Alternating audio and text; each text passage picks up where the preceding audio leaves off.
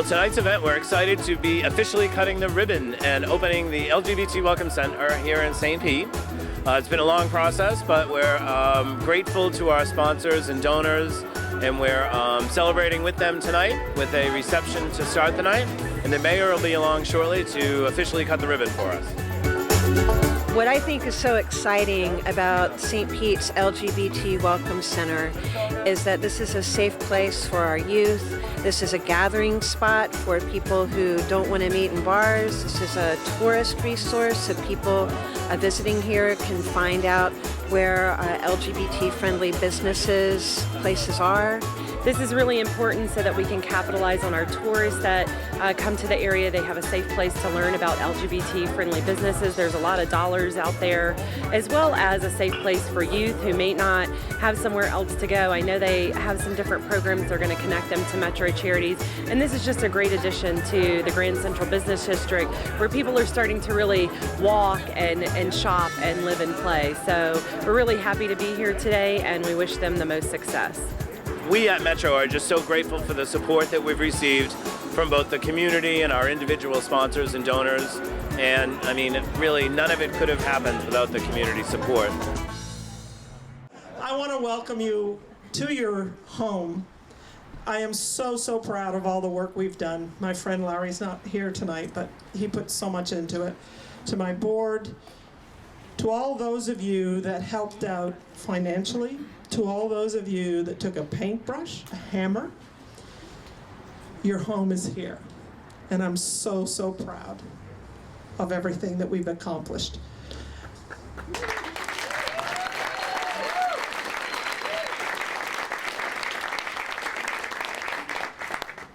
And let me tell you that we have had a cheerleader from the beginning, and that's Mayor Kriseman. And I remember the first time in your office, you were very excited, gathered everyone around, and you said, okay, how do we get the money? How do we get this done? What can I do to help? And here we are, about, well, 8 months, a little over that. And we got it done, and I'm so pleased that this here is in St. Petersburg. It is the third Welcome Center, travel center in the United States, and we have it here. So, you know, we talk a lot about this being a city where everyone is welcome, and you know, today I think is a great example of really representing that. I always like to say that the sun is shining on us here in St. Pete, but I don't know that it's shining quite so bright as it has today now that we've cut this ribbon. So I'm very proud to be here today, third in the country, here in St. Petersburg.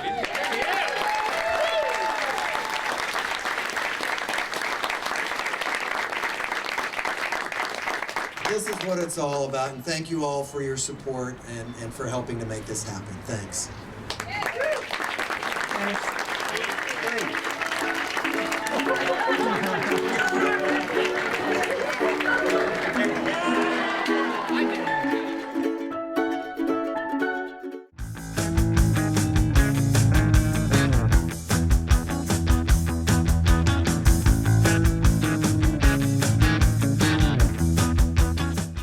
Good evening, everyone. Well, it's been quite a road getting to tonight, but I can't, again, thank you all enough for your commitment and your time, and really for your love of this city, and for your love of all areas of this city, because really that's what this is all about, is turning our eye and our focus on an area of the city that needs our eye and our focus. So I am so excited about the direction that we're going in, the work that you all have been doing already, and I can't thank you guys again enough for all of your efforts in moving the Southside CRA forward, and am really excited in knowing that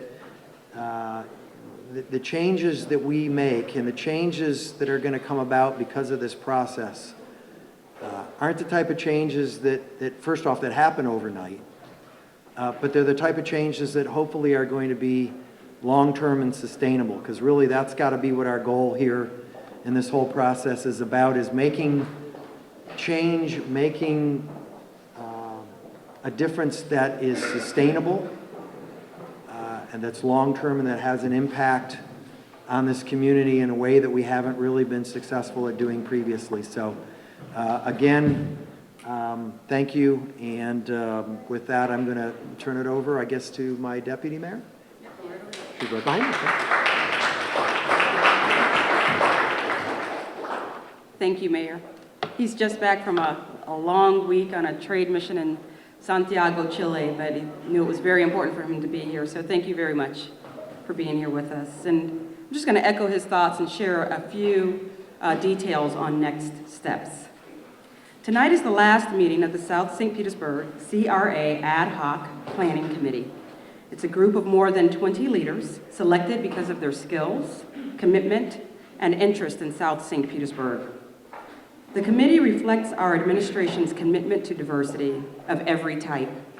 These leaders are subject matter experts with diverse backgrounds that include major corporations, large healthcare organizations, banking and financial services, community-oriented not-for-profit service providers, neighborhood leaders, developers, and housing providers. The diversity was this committee's strength.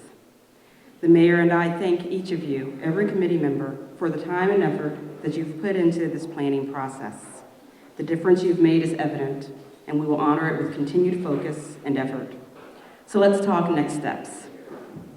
The Ad Hoc Planning Committee, as well as other citizens active in the planning process, will form the backbone of the Citizens Advisory Committee, a permanent board of 9 members who will advise the city on economic, social, and other issues facing South St. Petersburg.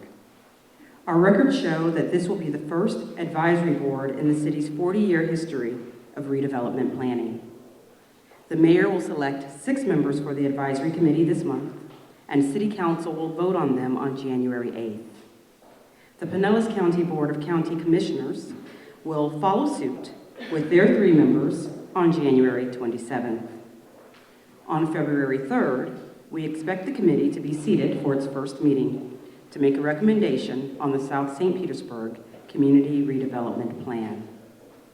Since July, the Planning Committee has convened 4 workshops where more than 150 attendees from throughout our city and county provided input on major issues facing South St. Petersburg, and they developed strategies to address them. This input will guide the final plan for our community when it's approved in mid-2015, and it charts the course for the physical development of the CRA for the next 40 years.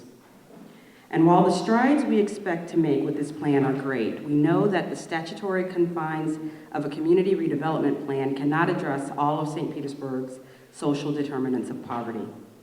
We will need to leverage the advances we are able to realize through the plan with an equal or more vigorous investment in people and programs that solidify our progress.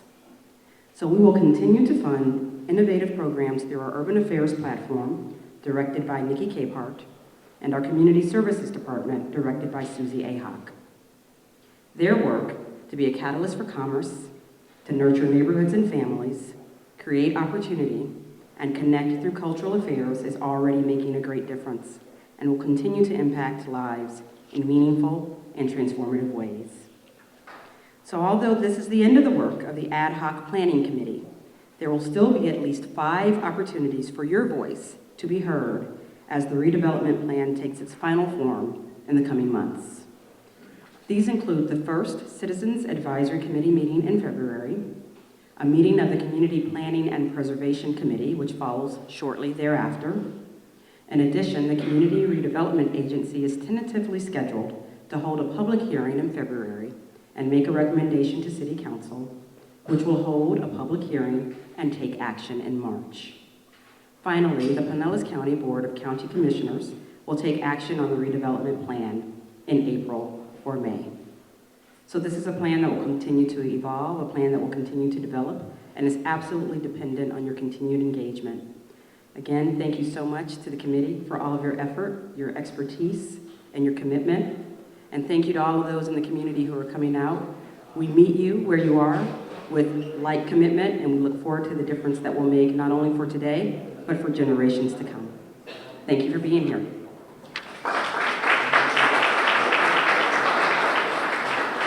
Good evening. Thank you for coming out tonight. I'd like to share the Deputy Mayor's thanks for the efforts of the ad hoc committee in shepherding this planning process through the past 5 or 6 months. What I'm going to do tonight is an overview, a somewhat brief overview of the document that was sent out to you last week. It's a draft redevelopment program, and I like to emphasize the word draft. We're still honing it, and we're still refining it, and we're still open for opinions and insights from not only the ad hoc committee, but also the public at large. A lot of the strategies that we are going to discuss tonight were drawn from the October 13th public workshop we had, where the community and the ad hoc committee developed issues and strategies. What we did is we narrowed down some of the topic areas into what you see here and identified in red the ones that we feel we addressed as part of this draft redevelopment program.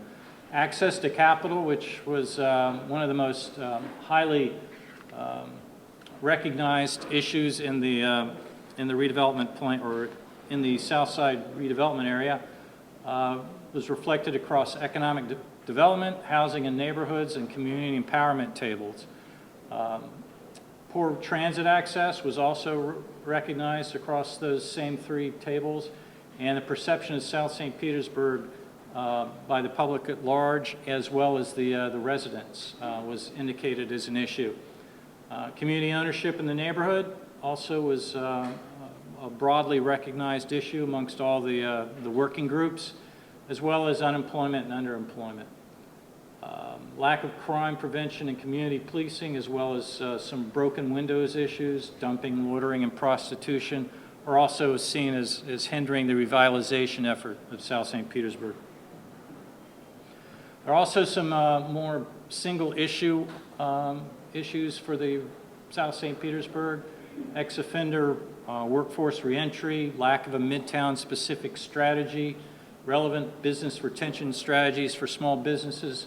All of these identified issues we think are reflected in the action strategies and the redevelopment program that you have before you tonight. The implementation approach is basically 2-tiered. One is an action plan, basically spelling out strategies, collaborative efforts, partnerships, to-do items for the city and the community to address. And the other major part, is the redevelopment program and funding strategy, which has a heavy tilt towards tax increment financing. The action plan is broken up into 2 parts: business development and job creation, where we look at access to capital strategies, small business support strategies, commercial corridor revitalization, manufacturing development, and education and workforce development. Obviously, housing and neighborhood revitalization works hand in glove with our revitalization strategy, and we look to increase housing affordability and home ownership, as well as reinvigorate the very robust neighborhood planning program that the city's had in place in South St. Petersburg for over 20 years. The redevelopment program and funding strategy, as I mentioned, is mainly focuses on tax increment financing, but we have programs that fit all properties, business programs, residential programs, as well as several workforce development and job readiness strategies. In access to capital, one of our major steps is to collaborate with financial institutions to develop a CRA-based loan pool to be funded by the tax increment financing program. And city administration is working on that as we speak. There's also an effort to work with local advocates to promote crowdfunding initiatives. The Securities and Exchange Commission still has not published its rules yet on the crowdfunding from the 2010 Jobs Act, but potentially could be done in the next 6 to 9 months. It could be a viable way to get local investors to participate as equity partners with local businesses, not only in South St. Petersburg, but also in St. Petersburg and the region at large.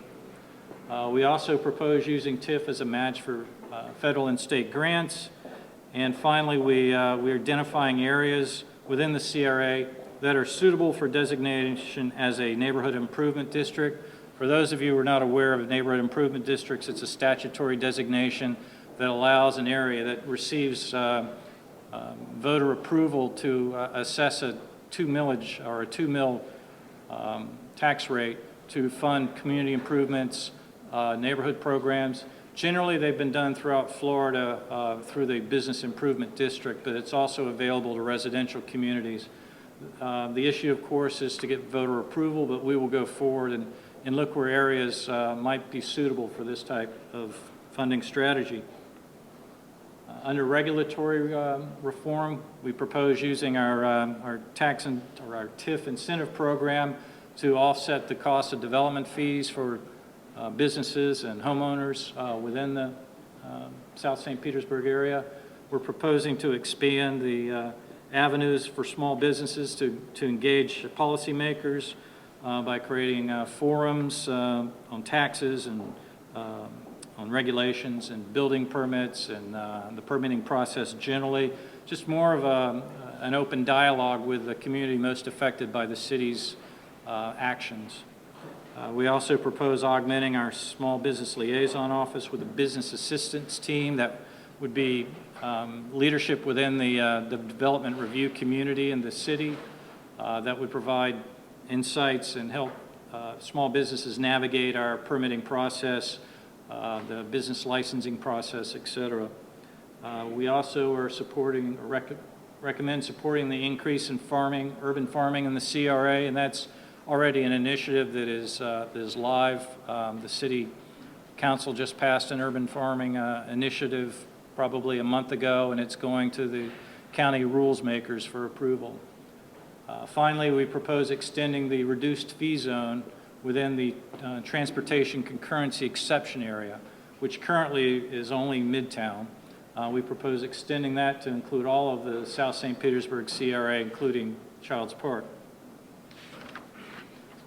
We also intend to bulk up the business support strategies by collaborating with anchor institutions to identify potential local suppliers in the CRA. We have several anchor institutions that are perched right at the very northeast corner of the CRA, including the 2 hospitals, the University of South Florida, St. Petersburg, the St. Pete College, both Midtown and downtown campuses, and they represent a potential customer for local businesses that they can serve.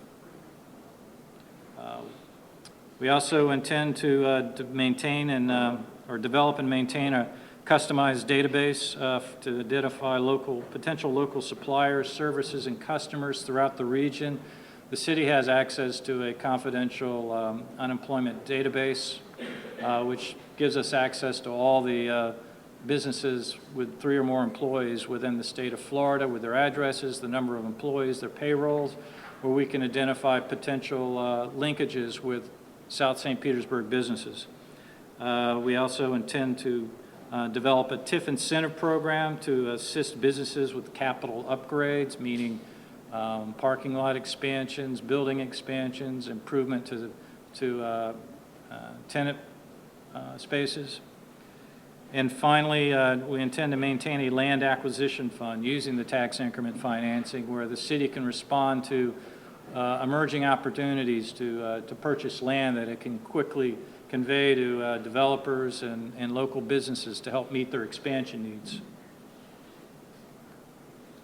Marketing and branding was an issue that was identified in our October 13th workshop, and we proposed several strategies to address those concerns. One of them is to maintain a real-time inventory of CRA buildings and sites for economic and housing development opportunities. We also are going to maintain and expand our current CRA asset map and make available for public access Mike Dove presented that to you several months back, and it's a mapping system that we've been able to continually upgrade, providing assets, opportunities, land availability throughout South St. Petersburg, and it should be an asset that's available for public consumption. We also want to develop a CRA webpage and digital marketing materials to promote businesses and neighborhoods and assets within the South St. Pete CRA. And finally, we want to work with businesses to identify and fund key promotional strategies. Commercial corridor revitalization is a very important component of our economic development strategy. As you can see here, these are the major commercial corridors, and it basically is, it brackets and rings the South St. Petersburg CRA. So getting the revitalization of the corridors correct is essential to the revitalization of the community at large. To accomplish this, we propose encouraging planning collaboration between business association and their adjoining neighborhoods, in recognition that they're not separate entities, but they exist synergistically. They can both help and hurt one another. We also are going to promote Main Street principles for all the corridors. Organization, marketing, design, and economic restructuring are the key components of the Main Street principles. And although you may not have the formal designation from the state of Florida, they're still valid for the corridor businesses to utilize. We also intend to develop a commercial parking program for corridors with physical constraints to meet the parking needs, specifically along 22nd Street. It may be difficult for certain businesses to expand because they don't have the available parking. We can create satellite parking to handle all of the business or the parking needs of those businesses. We also want to increase on a case-by-case basis the commercial zoning depth along these corridors. As you can see, there's like throughout the city of St. Petersburg, there's a lot of potential conflicts between neighborhoods and businesses, and we need to recognize the importance of both, but at the same time, the businesses are often hemmed in by the narrowness of the zoning depth. Finally, we're going to develop and maintain various economic and demographic data for these business corridors so we can market to investors. Improving business and corridor appearance is fundamental, and we're proposing a TIF incentive program that encourages building and site improvements along these corridors. We want to work with the neighborhoods and business associations to identify quality of place investments, which would include such things as median strips, lighting, decorative features, sidewalks, etc., to draw attention and market a location. Extending the DIP Gateway Marker Program is also important, and that's been on the city's agenda since the adoption of the Dome Industrial Park Plan.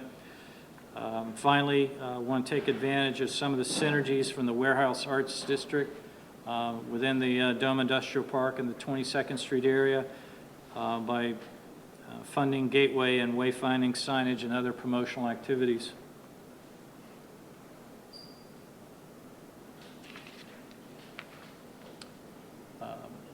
Education and workforce development programs that we have drafted include establishing a scholarship foundation, allowing CRA residents to access post-secondary and workforce training.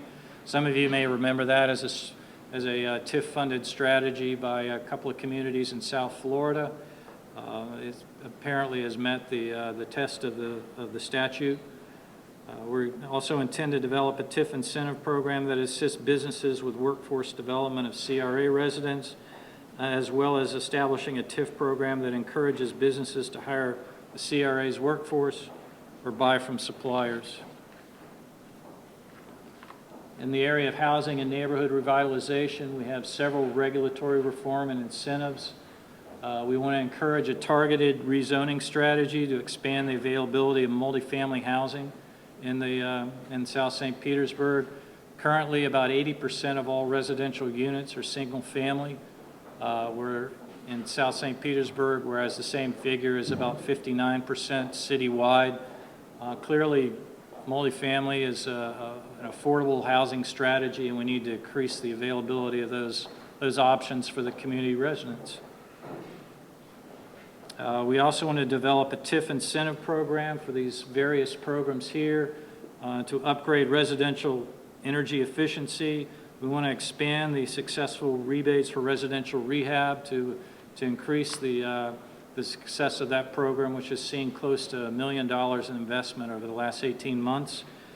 Want to incentivize market rate housing development so we can improve the market dynamics for businesses in the community. We also want to assist substantial rehabs for rental property.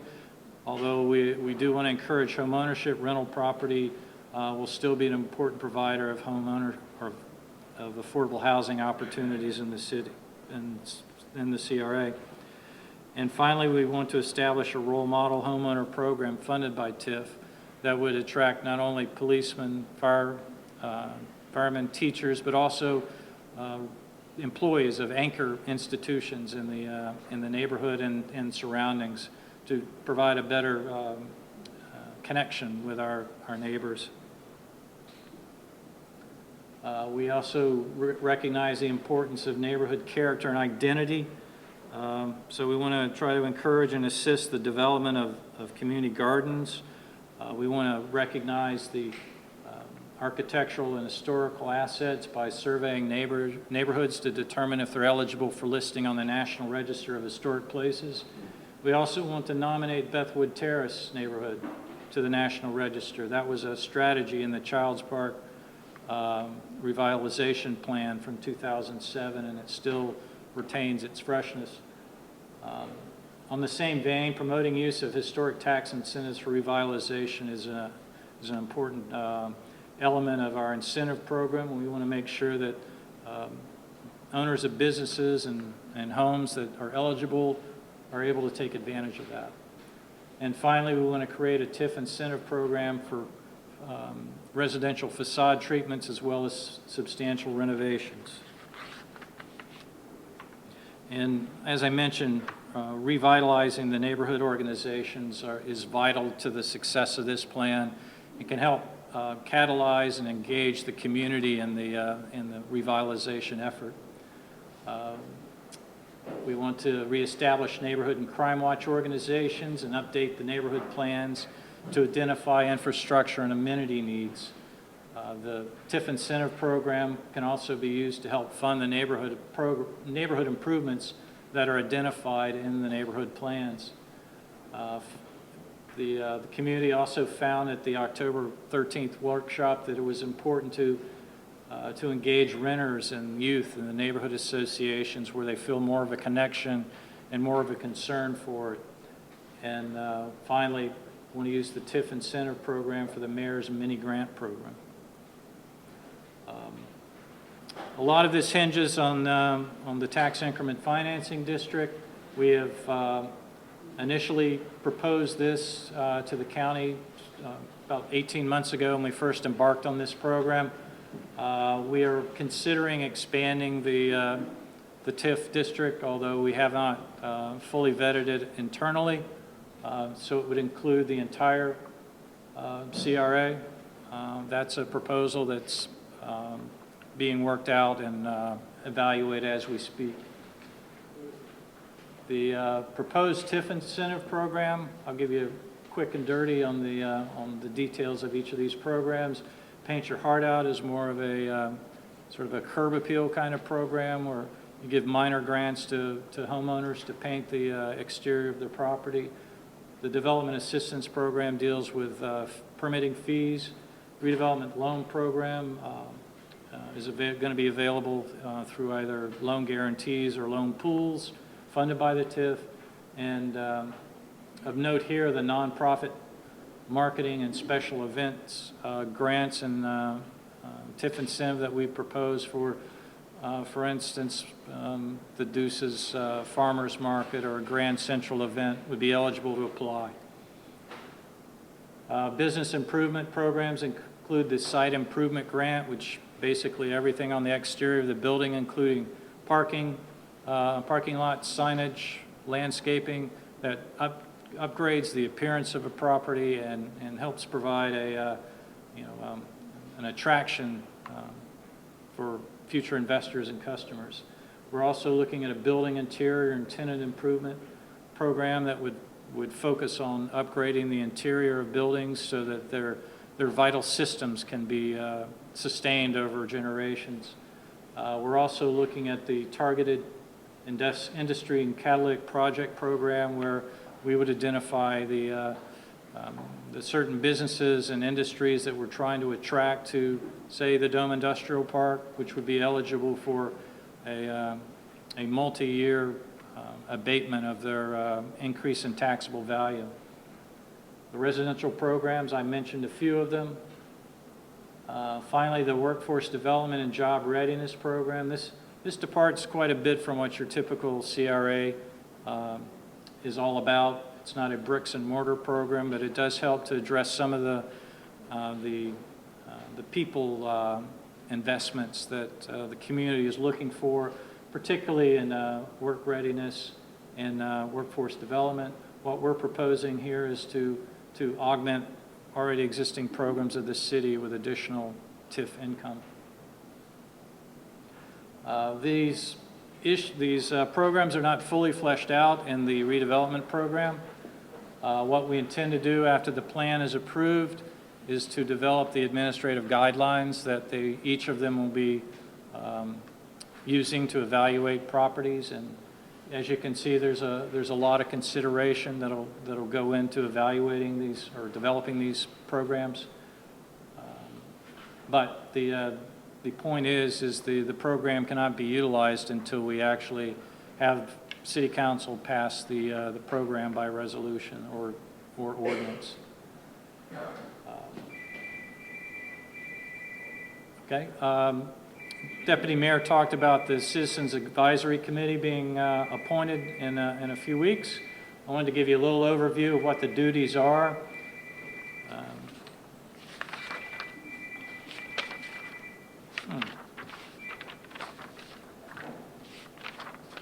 First, they will review and make recommendations on the original South St. Petersburg Redevelopment Plan and the amendments. They will review and make recommendations on guidelines for the TIF incentive program. They will evaluate the annual applications for the TIF programs. They'll develop measures of success for the plan after its adoption.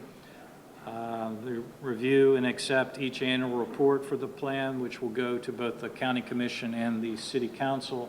They will also review CRA neighborhood plans for consistency with the redevelopment plan and serve as an open forum for community residents to talk about issues facing the community. We expect the CAC to meet quarterly, although in the first year or two, it probably will be much more frequently as we try to work through all of the the upfront work that needs to be done. As I mentioned, in February, they'll be making a recommendation on the St. Petersburg Redevelopment Plan. In September, the community profile and measures of success will be developed, as well as the preparation of a work program and priorities from the action plan that we've just discussed. By December, in advance of when we'll actually have redevelopment or TIF monies coming into the Redevelopment Trust Fund, we'll have the draft guidelines for the TIF incentive program published or available for the CRA to take action on. And in 2016, we expect several South St. Petersburg neighborhood plans to be coming forward for review by the CAC.